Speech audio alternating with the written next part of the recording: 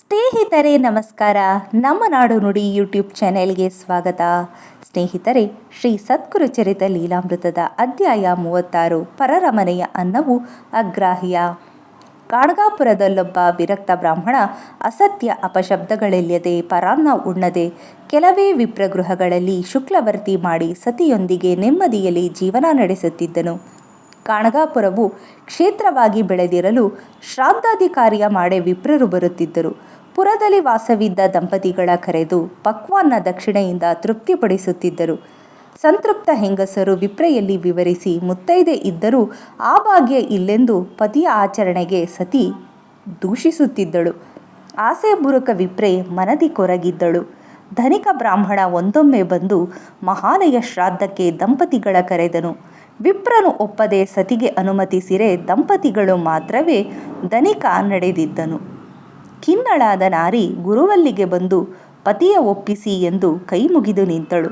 ಸಾತ್ವಿಕನ ಕರೆಸಿ ಇದೊಮ್ಮೆ ಒಪ್ಪೆಂದು ದೋಷ ತಟ್ಟಲಾರದೆಂದು ಗುರುವು ಆಜ್ಞೆ ಇತ್ತರು. ಎಲೆಗಳು ತುಂಬಿರಲು ಸಂಕಲ್ಪ ನಡೆದಿರಲು ಪಿತೃತರ್ಪಣವ ಗೃಹಸ್ಥ ಬಿಟ್ಟನು.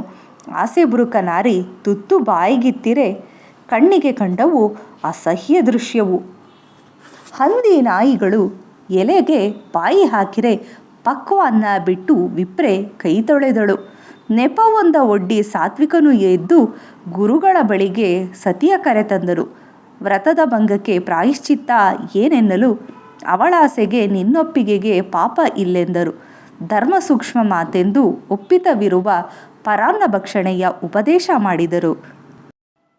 ಪಿತೃ ಕಾರ್ಯಕ್ಕೆ ಬ್ರಾಹ್ಮಣ ಸಿಗದಿದ್ದರೆ ಕರೆಗೆ ಒಪ್ಪಿಗೆಯು ಧರ್ಮಸಮ್ಮತವೆಂದರು. ನಿನ್ನ ಗುರುಮನೆಯಲ್ಲಿ, ಶಿಷ್ಯರ ಗೃಹದಲ್ಲಿ, ಸೋದರರ ಮನೆಯಲ್ಲಿ ಊಟ ಮಾಡಬಹುದೆಂದರು. ಸಾಧು ಸಜ್ಜನರ, ವಿದ್ವಜ್ಜನರ ಮನೆಯಲ್ಲಿ, ಮಾವಂದಿರ ಮನೆ ಊಟಕ್ಕೆ ದೋಷವಿಲ್ಲೆಂದರು. ಕರ್ಮ ಮಾಡಿಸ ಹೋಗಿ ಊಟ ಮಾಡಲಾಗಿ ಗಾಯತ್ರಿ ಜಪವೇ ಪರಿಹಾರ ಎಂದರು.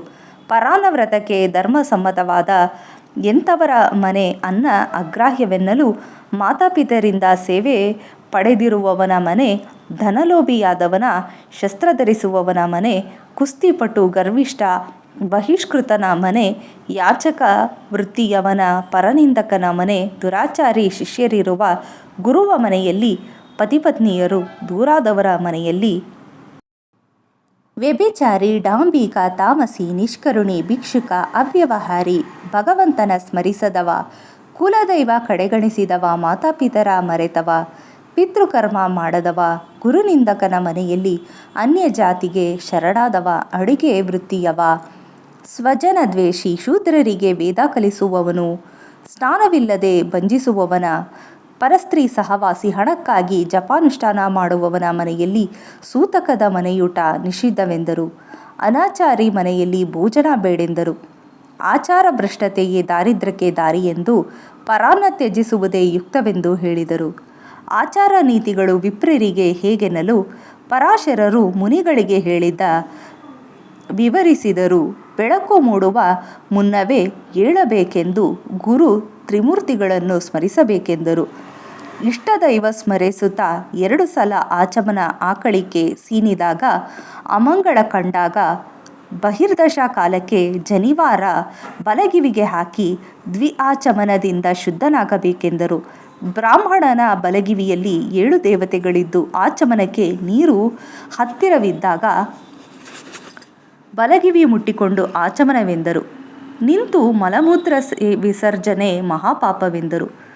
ಮಲಮೂತ್ರ ವಿಸರ್ಜನೆ ಜಾಗ ಕ್ರಮ ಶುಚಿಗಳ ತಿಳಿಸಿ ಪೂರ್ವ ಪಶ್ಚಿಮ ದಿಕ್ಕುಗಳಿಗೆ ಮುಖ ನಿಷಿದ್ಧವೆಂದರು. ನೀರು ದೊರೆಯದೇ ಇದ್ದರೆ ಮಣ್ಣಿನಿಂದ ಶುಚಿ ಎನ್ನುತ್ತಾ ಜಲದಿಂದ ಶುಚಿಯಾಗುವವರೆಗೆ ಏನನ್ನು ಸೇವಿಸಬಾರದೆಂದರು. 4 ಆಶ್ರಮದ ವಿಪ್ರರು ಇತರೆ 4 ವರ್ಣದವರು ಅನುಸರಿಸಬೇಕಾದ ಶೌಚವಿಧಿ ಕ್ರಮಗಳ ತಿಳಿಸಿ ನಂತರದ ಶುಚಿಗಾಗಿ ವಿಧಾನಗಳ ಹೇಳುತ್ತಾ ವಿಪ್ರರಿಗೆ ಶುಚಿಸ್ಥಳ ದ್ವಿಆಚಮನವೆಂದರು. ಬ್ರಾಹ್ಮಣನ ಬಲಹಸ್ತದಲ್ಲಿ 5 ತೀರ್ಥಗಳಿದ್ದು ಆಚಮನ ಕಾಲದ ವಿಧಿವಿಧಾನ ತಿಳಿಸಿದರು. ಋಷಿ ಪಿತೃತರ್ಪಣ ದೇವತೆಗೆ ಅರ್ಘ್ಯ ಕೊಡುವಾಗ ಆಯಾ ತೀರ್ಥ ಸ್ನಾನದಿಂದ ಆಗಬೇಕೆಂದರು. ಮೈಲಿಗೆ ಆದಾಗಲೂ ಆಹಾರ ಸೇವಿಸಿದ ಮೇಲೂ ಶುಚಿ ಆಚಮನಗಳೇ ಮುಖ್ಯವೆಂದರು. ಆಚಮನ ಕಾಲಕ್ಕೆ ದೇಹಭಾಗಗಳ ಮುಟ್ಟಿ ಹರಿಸ್ಮರಣಾ ವಿಧಿಯ ನರಸಿಂಹರು ತಿಳಿಸಿದರು. ಸ್ನಾನವಿಧಿಯ ಬ್ರಾಹ್ಮಣನಿಗೆ ತಿಳಿಸುತ್ತಾ ಗೃಹಸ್ಥ ವಾನಪ್ರಸ್ಥಗಳು ಮುಂಜಾನೆ ಮಧ್ಯಾಹ್ನ ಸನ್ಯಾಸಿ ಯತಿಗಳು ತ್ರಿಕಾಲದ ಸ್ನಾನ, ಬ್ರಹ್ಮಚಾರಿಗೆ ಮಾತ್ರ ಪ್ರಾತಃ ಸ್ನಾನವೆಂದರು. ಪೂರ್ವ ದಿಕ್ಕಿಗೆ ತಿರುಗಿ ವಿಧಿಪೂರ್ವಕವಾಗಿ ಮಂತ್ರೋಚ್ಚಾರ ಸ್ನಾನಕ್ಕೆ ಪುಣ್ಯಫಲವೆಂದರು. ಶ್ರಾದ್ದಾಮೃತ ದಿನಗಳಲ್ಲಿ, ಪೌರ್ಣಮಿ ಅಮಾವಾಸ್ಯೆಗಳಲ್ಲಿ ಬಿಸಿ ನೀರಿನ ಸ್ನಾನ ಕೂಡೆಂದರು. ಆಯಾ ದಿನಗಳ ಮಂಗಳ ಸ್ನಾನ ಪರಿಣಾಮಗಳ ಹೇಳುತ್ತಾ ಶನಿವಾರ ಶ್ರೇಷ್ಠವೆಂದರು. ಎಣ್ಣೆ ತುಪ್ಪ ಹಚ್ಚಿಯೇ ಮಂಗಳ ಸ್ನಾನವೆಂದರು. ತಾನೇ ಎಣ್ಣೆ ಹಚ್ಚಿಕೊಂಡು ಅಭ್ಯಂಜನ ಸ್ನಾನ ನಿಷಿದ್ಧವೆಂದರು. ಅತ್ತ ವಾಂತಿಯಾದ ಮೇಲೆ, ದುಸ್ವಪ್ನ ಕಂಡ ಮೇಲೆ, ಸ್ತ್ರೀಯ ಸೇರಿದ ಮೇಲೆ ಸ್ನಾನ ಮಾಡಲೇಬೇಕೆಂದರು. ಶುಚಿವಸ್ತ್ರ ಧರಿಸದೆ ಶುದ್ಧಿ ಇಲ್ಲೆಂದರು. ನೀರು ಸಿಗದಿದ್ದಾಗ ಅಗ್ನಿ ಭಸ್ಮ ಸ್ನಾನವೆಂದರು. ಧೋತ್ರ ಮೇಲೊಂದು ವಸ್ತ್ರ ಗೃಹಸ್ಥನಿಗೆನ್ನುತ್ತಾ ಉಟ್ಟ ಹರಿದ ಕೆಂಪು ವಸ್ತ್ರವು ನಿಷಿದ್ಧವೆಂದರು.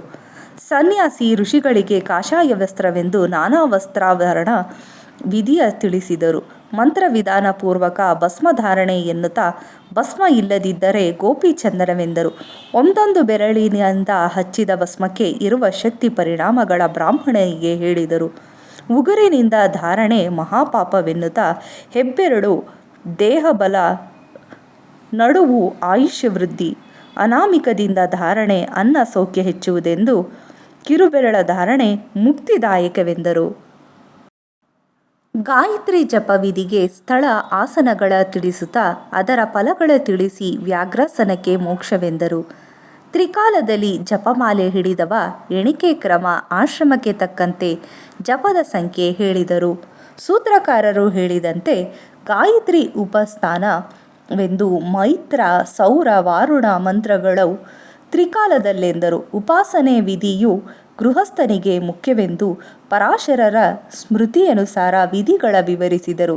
ತರ್ಪಣ ವಿಧಾನ ಸಂಖ್ಯೆ ಬ್ರಾಹ್ಮಣಗೆ ತಿಳಿಸುತ್ತಾ, ಸವ್ಯವಾಗಿ ಜನಿವಾರ ಧರಿಸಿ, ಬಿಳಿ ಎಳ್ಳು ದೇವತೆಗಳಿಗೆ ಮಾಲೆಯಾಗಿ ಧರಿಸಿ, ಬೂದು ಎಳ್ಳು ಋಷಿಗಳಿಗೆ, ಅಪಸವ್ಯವಾಗಿ ಧರಿಸಿ, ಕರಿ ಎಳ್ಳು ಪಿತೃಗಳಿಗೆಂದರು. ದೇವತೆಗಳಿಗೆ ಒಂದಾದರೆ ಋಷಿಗಳಿಗೆ 2, ಪಿತೃಗಳಿಗೆ 3 ಸಲ ತರ್ಪಣವೆಂದರು. ಕೆಲ ತಿಥಿ ನಕ್ಷತ್ರ ವಿಶೇಷ ದಿನಗಳಲ್ಲಿ ತಿಲತರ್ಪಣ ಕೊಡಕೂಡದೆಂದರು. ಎಳ್ಳು ಇಲ್ಲದೆ ತರ್ಪಣ, ದಕ್ಷಿಣೆ ಇಲ್ಲದೆ ಶ್ರಾದ್ದ, ಶ್ರದ್ಧೆ ಇಲ್ಲದೆ ಪಿತೃಕಾರ್ಯ ನಿಷ್ಫಲವೆಂದರು. ಭೀಷ್ಮನಾಮ, ಯಮನಾಮ, ತರ್ಪಣ ಕ್ರಮ ಫಲಗಳ ನರಸಿಂಹರು ವಿವರಿಸಿದರು. ಶ್ರೀ ಸದ್ಗುರು ಚರಿತ ಲೀಲಾಮೃತದ 36ನೇ ಅಧ್ಯಾಯ ಸಂಪೂರ್ಣ. ಸ್ನೇಹಿತರೆ, ನಿಮಗೆ ಈ ವಿಡಿಯೋ ಇಷ್ಟ ಆಗಿದ್ದಲ್ಲಿ ಲೈಕ್ ಮಾಡಿ, ಶೇರ್ ಮಾಡಿ ಮತ್ತು ಕಮೆಂಟ್ ಮಾಡಿ. ನಮಸ್ಕಾರ.